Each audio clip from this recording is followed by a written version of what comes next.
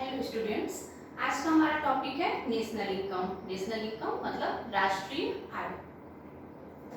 National income न केवल macro economics का एक बहुत ही प्रोमिनेंट कॉन्सेप्ट है जो यूजी और पीजी के स्टूडेंट्स के लिए समझना बहुत जरूरी है, बल्कि लगभग हर कंपटीशन में एक दो क्वेश्चन जरूर नेशनल इनकम के कॉन्सेप्ट से पूछे जाते हैं, क्योंकि नेशनल इनकम के बहुत सारे कॉन्सेप्ट हैं।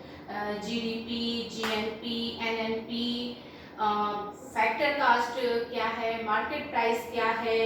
अगर हम किसी कॉन्सेप्ट के ग्रास यानी कि शकल की बात कर रहे हैं तो उसका जब हम नेट निकालते हैं तो ये सारी चीज़ें कंपटीशन में बहुत पूछी जाती हैं और बच्चों को लगता है कि नेशनल इनकम और ये कॉन्सेप्ट उनकी समझ से बाहर हैं, क्योंकि इनको आप रट नहीं सकते हैं। इनको आपको समझना होगा कि किस कॉन्सेप्ट में क्या जोड़ना है और किस कॉन्सेप्ट से क्या माइनस हो जाना है।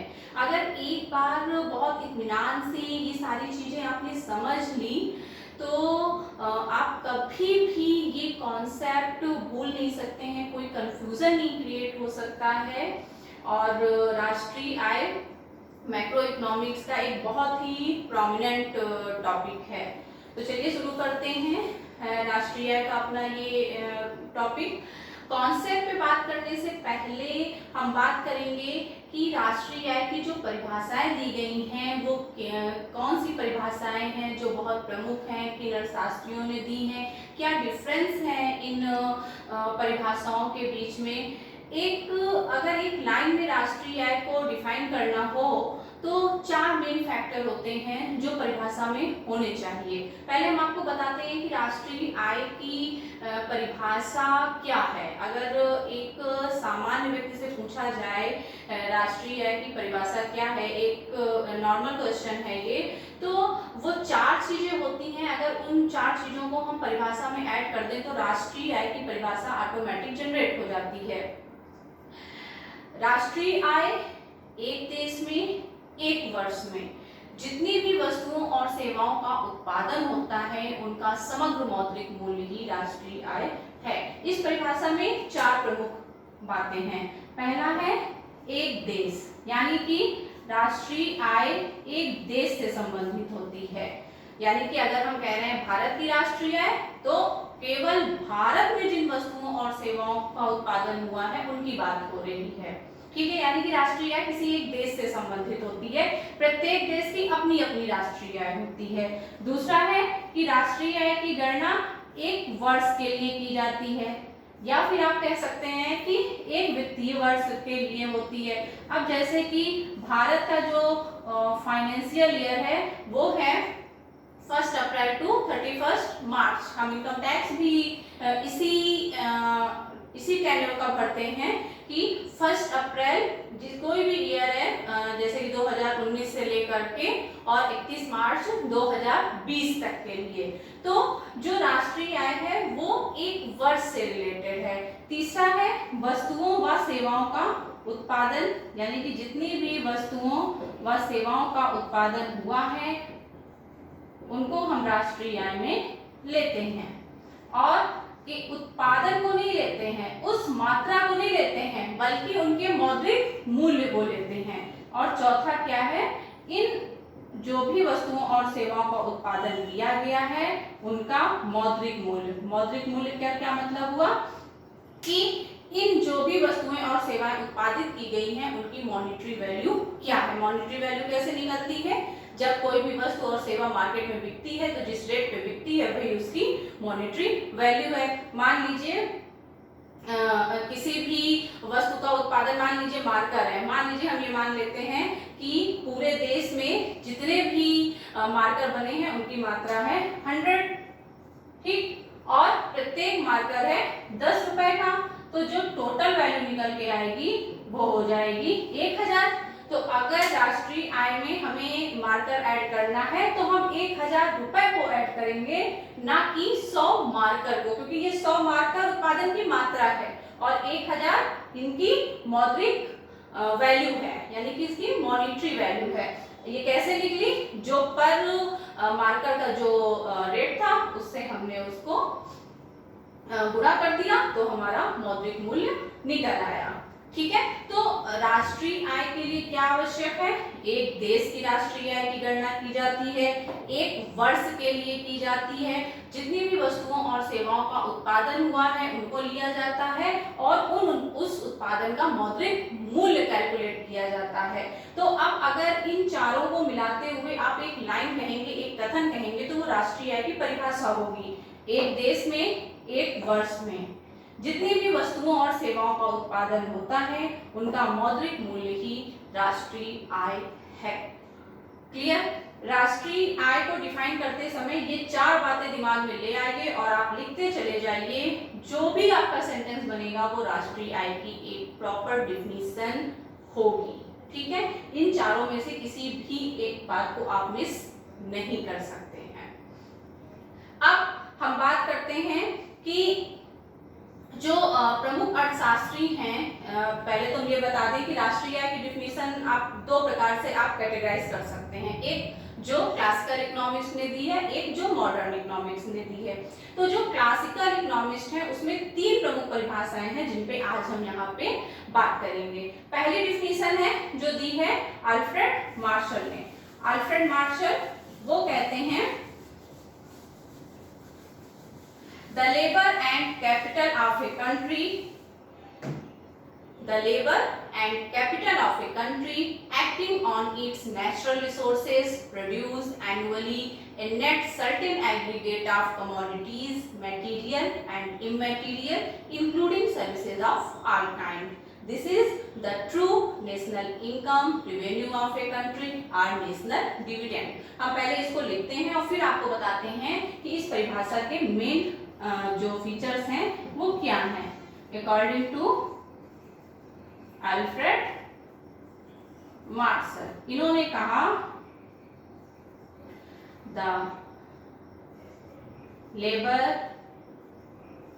एंड, मैं इसीलिए बराबर बोल भी रही हूं कि अगर आपको देखने में कोई दिक्कत हो रही है तो आप सुन करके भी ये डिफिनीशन लिख सकते हैं। The labour and capital of a country acting on its natural resources produce annually a certain net aggregate of commodities, material and immaterial। जब हम अभी एक्सप्लेन करेंगे तो हम इन दोनों वर्ड्स की आपको मीनिंग बताएंगे। Including services of all kinds. This is the true net annual income or revenue of the country और नेशनल डिविडेंड। मतलब इन्होंने राष्ट्रीय आय के लिए दो तीन शब्द दिए हैं, चाहे आप कहें देश का राजस्व या फिर आप कहें राष्ट्रीय लाभांश या फिर आप कहें शुद्ध वार्षिक आय, ट्रू वास्तविक शुद्ध वार्षिक आय। इन्होंने दो तीन शब्द दिए हैं राष्ट्रीय आय के लिए। इसमें समझना क्या है, पहले तो हम आपको हिंदी में इनकी डिफिनीशन बता दें। Labour and capital of a country, यानी कि एक देश का श्रम और पूंजी उत्पत्ति के दो प्रमुख संसाधन इन्होंने माने हैं। Acting on it's natural resources, natural resources का मतलब होता है प्राकृतिक संसाधन। प्राकृतिक संसाधन का मतलब हुआ जैसे कि लैंड, यहाँ पे मेन नेचुरल रिसोर्स लिया गया है लैंड, क्योंकि लैंड के बगैर किसी भी वस्तु या सेवा को उत्पादित नहीं किया जा सकता है एनुअली, यानी कि वार्षिक रूप से। मैंने अभी आपसे कहा था कि एक वर्ष में, ये देखिए, एक कंट्री, एक देश, commodities, material and इमैटेरियल and services. अभी जब हम इससे पहले बात कर रहे थे वस्तुओं और सेवाओं का, हमने आपको थर्ड पॉइंट बताया था वस्तुओं और सेवाओं का उत्पादन। देखिए वही चीज है, कमोडिटीज, कमोडिटीज कौन सी, भौतिक और अभौतिक, और सर्विसेज। और चौथा इन्होंने कहा कि जो मौद्रिक मूल्य, जो हमने चौथा फैक्टर लिया था, तो मौद्रिक मूल्य तभी निकल के आएगा जब वो बाजार में बिकने जाएंगी। यानी कि हमें अगर किसी वस्तु का मौद्रिक मूल्य निकालना है तो तभी निकलेगा ना जब हम उसको बाजार में बेचते हैं, तभी तो हम कहते हैं फला वस्तु को बेचने से फला आय हुई। यानी कि जो इनकम शब्द आया है ये तभी आपको मिलेगा जब वो वस्तु मार्केट में बिकने जाएगी। ठीक है, वो चारों चीजें देखिए इस डिफिनीशन में भी हैं जो अल्फ्रेड मार्शल ने दी है। इन्होंने कहा किसी देश का श्रम और पूंजी उसके प्राकृतिक संसाधनों पर क्रियाशील होकर वर्ष भर में जितनी भी वस्तुओं, भौतिक और अभौतिक वस्तुओं और सेवाओं का उत्पादन करते हैं, यही उस देश की वास्तविक शुद्ध वार्षिक आय कही जाती है। या फिर उन्होंने कहा इसको नेशनल डिविडेंड या रेवेन्यू ऑफ द कंट्री, यानी कि उस देश का राजस्व भी कहा जा सकता है या फिर राष्ट्रीय लाभांश भी कहा जा सकता है। इस डिफिनीशन में बाकी चीजें बिल्कुल क्लियर हैं, केवल समझना आपको ये है, एक शब्द ऐसा आता है जो बच्चे बहुत कंफ्यूज हो जाते हैं, वो कई बार पूछते हैं क्लास में भी कि इमैटेरियल और मटेरियल क्या है, भौतिक और अभौतिक क्या है। तो भौतिक का मतलब होता है मूर्त वस्तुएं और अभौतिक का मतलब होता है अमूर्त, यानी कि जिनको देखा नहीं जा सकता है। मटेरियल का मतलब होता है जो भौतिक रूप से दिखाई दे रही हैं। इमैटेरियल का मतलब होता है जो भौतिक रूप से दिखाई नहीं दे रही हैं, यानी कि अमूर्त रूप में है। अब वैसे तो अमूर्त रूप में हम सेवाओं को शामिल करते हैं क्योंकि सेवाओं को देखा नहीं जा सकता है, सेवाएं केवल दी जा सकती हैं, उनकी वैल्यू को ऐड किया जा सकता है। अगर एक डॉक्टर अपनी सेवा दे रहा है तो वो कोई सामान नहीं दे रहा है, वो अपना वो ज्ञान दे रहा है, अपने ज्ञान से वो किसी मरीज को ठीक कर रहा है, लेकिन वो कोई वस्तु नहीं दे रहा है। लेकिन यहाँ पे क्योंकि इस डिफिनीशन में सर्विसेज शब्द अलग से लिखा हुआ है, तो फिर यहाँ इमैटेरियल का क्या मतलब हो सकता है? तो यहाँ पे इमैटेरियल का मतलब सिर्फ यही हो सकता है कि बहुत सारी चीजें होती हैं, बहुत सारे ऐसी वैल्यूज होती हैं जिनको हम राष्ट्रीय आय में ऐड करते हैं, लेकिन वो ना तो इस मटेरियल वस्तु में आ रही है और ना ही वो सर्विसेज में आ रही है। जैसे कि हम यहाँ पे बोल सकते हैं, जैसे कि शेयर, जो शेयर होते हैं उनकी वैल्यूज इनकम, नेशनल इनकम में ऐड होती है, लेकिन ना तो वो वस्तु में जा रहा है उसकी वैल्यू और ना ही वो सर्विसेज में जा रही है। तो बहुत प्रकार की ऐसी वस्तुएं होती हैं, बहुत प्रकार की ऐसी सर्विसेज होती हैं जो अभौतिक होती है। तो अभौतिक वस्तुओं को यहाँ पे राष्ट्रीय आय में अल्फ्रेड मार्शल ने ऐड किया है। उन्होंने वस्तुओं को दो कैटेगराइज किया है, मटेरियल एंड इमैटेरियल। तो एक बार हम आपको फिर से बताते हैं हिंदी में कि इनकी परिभाषा क्या है। अगर आपको हिंदी में लिखना है तो आप हिंदी में भी लिख सकते हैं। किसी भी देश का श्रम और पूंजी उसके प्राकृतिक संसाधनों पर क्रियाशील होकर वार्षिक या वर्ष भर में भौतिक एवं अभौतिक वस्तुओं तथा सेवाओं का जो उत्पादन करते हैं उसका जो समग्र मूल्य होता है वही है ट्रू नेट एनुअल इनकम, वास्तविक शुद्ध वार्षिक आय या फिर राष्ट्रीय लाभांश। इसके बाद डिफिनीशन आती है एसी पीकू की, जिनका फुल फॉर्म है आर्थर सैक्सन पीकू। इस डिफिनीशन में दिक्कत क्या है?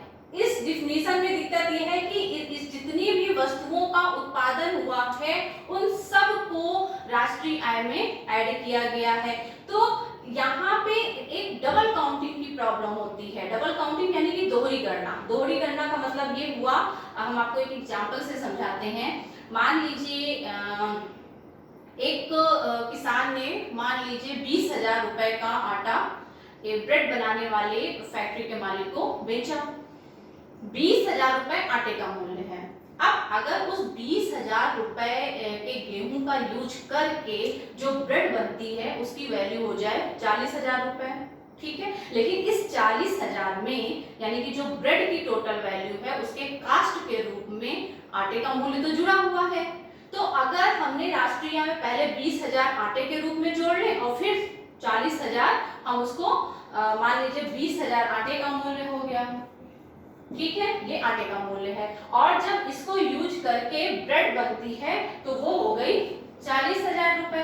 अब अगर हम इन दोनों को ऐड कर लेते हैं तो वो हो जाएगी नेशनल इनकम में जुड़ना चाहिए 60,000। लेकिन देखिए ये जो 40,000 ब्रेड की वैल्यू है तो कास्ट के रूप में, क्योंकि ये इसका यूज तो यही हो रहा है ना, तो इस वैल्यू में ये वैल्यू तो ऐड की गई है। तो जब ये वैल्यू इसमें ऐड है तो या तो इसको यहाँ ऐड ना किया जाए तो 40,000, ठीक है, पूरा का पूरा 40,000 ब्रेड का अंतिम वस्तु के रूप में इसको ऐड कर लिया जाए। और अगर ये 20,000 मध्यवर्ती वस्तु के रूप में ऐड किए जाते हैं तो इस 20,000 को इससे माइनस कर दिया जाए, तो 20,000 इसका और 20,000 इसका, यानी कि 40,000 ऐड होने चाहिए। अगर डबल काउंटिंग होगी तो ये 40 की जगह 60,000 रुपए ऐड होंगे, यानी कि जो वास्तविक आय है उससे ज्यादा आय कैलकुलेट हो जाएगी।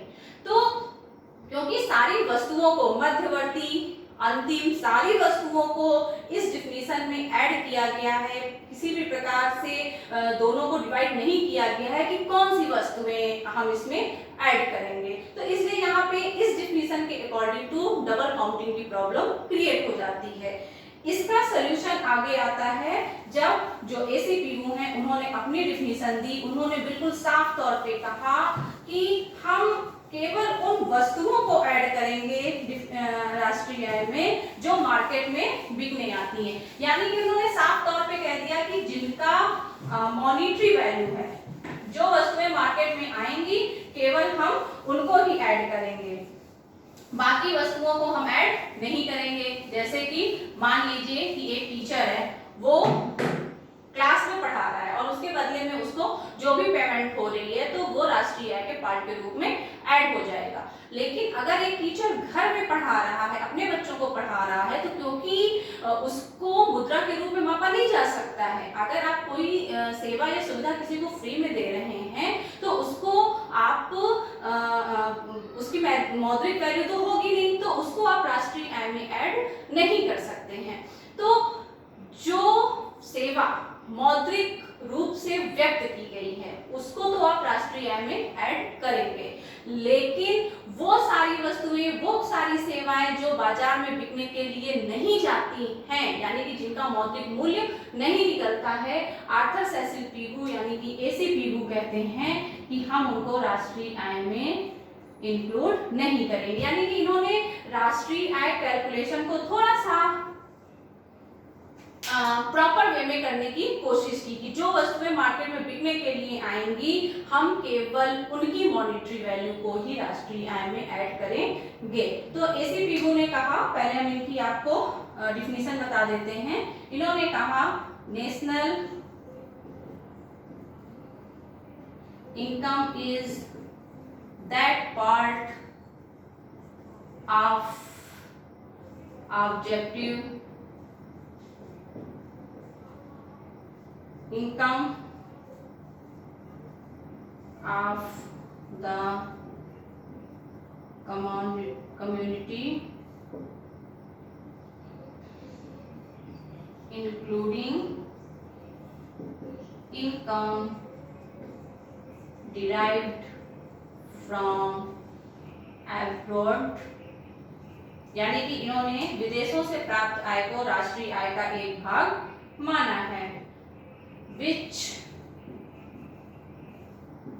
can be measured in money, यानी कि वो सारी वस्तुएं केवल राष्ट्रीय आय का भाग हैं जिनको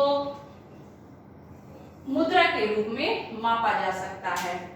जिनको मुद्रा के रूप में नहीं मापा जाता है, अब किनको नहीं मापा जाता है, जो स्वयं के उपभोग के लिए वस्तुएं हम उत्पादित करते हैं। अगर एक किसान मान लीजिए 20,000 रुपए के बराबर का गेहूं उत्पादित कर रहा है और 10,000 का वो अपने उपभोग के लिए घर में रख ले और 10,000 का वो मार्केट में ले जाके बेचे, तो पीबू कहते हैं कि जो 10,000 रुपए जो मार्केट में जाके बिकता है, क्योंकि उसकी मॉनिटरी वैल्यू उसको प्राप्त हुई है, तो उसको तो नेशनल इनकम में ऐड किया जाएगा। लेकिन 10,000 मूल्य के बराबर का गेहूं जो उसने अपने घर पे अपने उपभोग के लिए, अपने परिवार के उपभोग के लिए रखा है, उसको राष्ट्रीय आय का पार्ट नहीं माना जाएगा। इन्होंने कहा national income is that part of objective income of the community. उन्होंने कहा राष्ट्रीय आय समाज की या समुदाय की वस्तुगत आय का वह भाग है जिसमें विदेशों से प्राप्त आय को भी सम्मिलित किया जाता है और जिसको मुद्रा के रूप में मापा जा सकता है।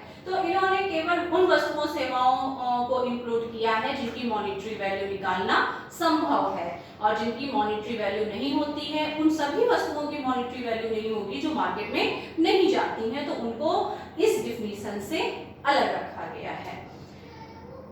मार्शल और पीगू की डिफिनीशन जो है वो उत्पादन के आधार पे है, यानी कि उत्पादन जितना भी हुआ है उनकी मॉनिटरी वैल्यू को नेशनल इनकम में ऐड किया जाएगा। लेकिन इसके बाद जो डिफिनीशन आती है उन्होंने बिल्कुल अलग डिफिनीशन दी है, और वो डिफिनीशन है इरविंग फिशर की।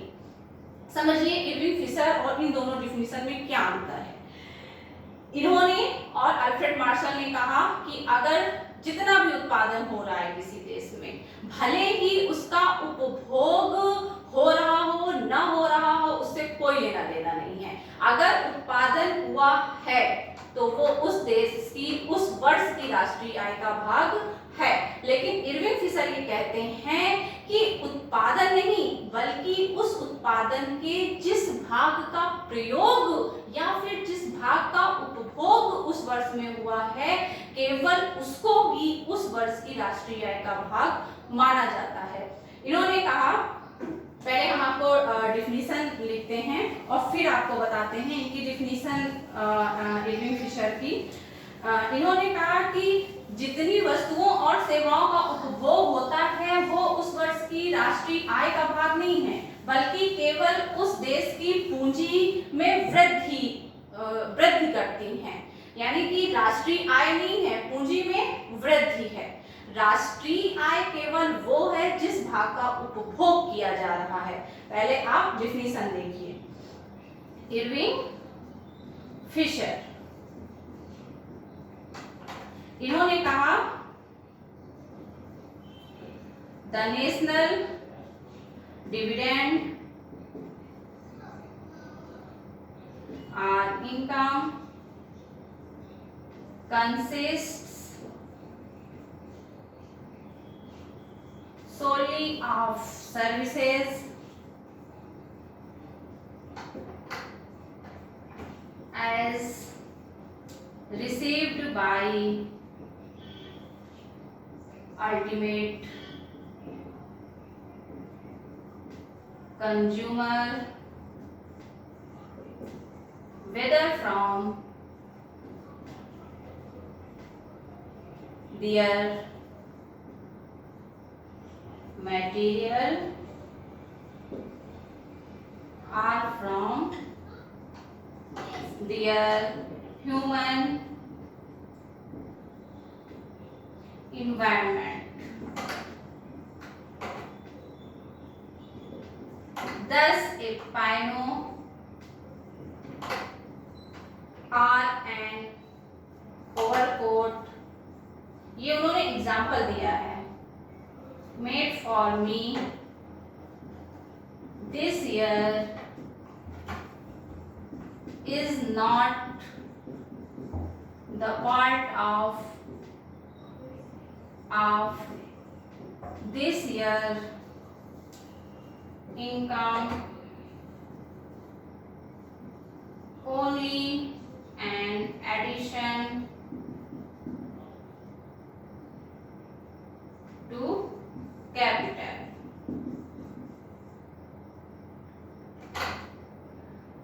Only capital. Only the services rendered to buy these goods in this year is the part of national income। ये जो लास्ट में है ये इनके द्वारा दिया गया एक एग्जाम्पल है और हम इसी एग्जाम्पल को समझेंगे। इन्होंने कहा कि जो राष्ट्रीय लाभांश है या जो आय है वो जो अल्टीमेट यानी कि जो अंतिम उपभोक्ता है उसके द्वारा जो वस्तुएं या सेवाएं प्राप्त की जा रही हैं, चाहे वो उसके भौतिक वातावरण से हो या फिर मानवीय वातावरण से हो, उन केवल सर्विसेज को उसमें शामिल किया गया है। Thus a पाइनो और an overcoat made for me this year. इस प्रकार एक पाइनो या एक ओवरकोट जो इस साल बनाया गया है वो इस साल की नेशनल इनकम का पार्ट नहीं है बल्कि केवल पूंजी में वृद्धि है। Only the services rendered to me, केवल इनके द्वारा जो सर्विसेज इस साल हमने ली हैं इन वस्तुओं के द्वारा, केवल वही राष्ट्रीय आय का पार्ट है। अब आपको समझाते हैं वो कहना क्या चाह रहे हैं। उन्होंने जो एग्जाम्पल लिया है ओवरकोट का, हम आपको वही एग्जाम्पल समझाते हैं। मान लीजिए कि आपने एक कोट खरीदा, ओवरकोट यानी कि लंबा वाला जो कोट होता है जो घुटनों तक का होता है ओवरकोट। मान लीजिए आपने एक ओवरकोट खरीदा, मान लीजिए आपने 1000 का एक ओवरकोट खरीदा।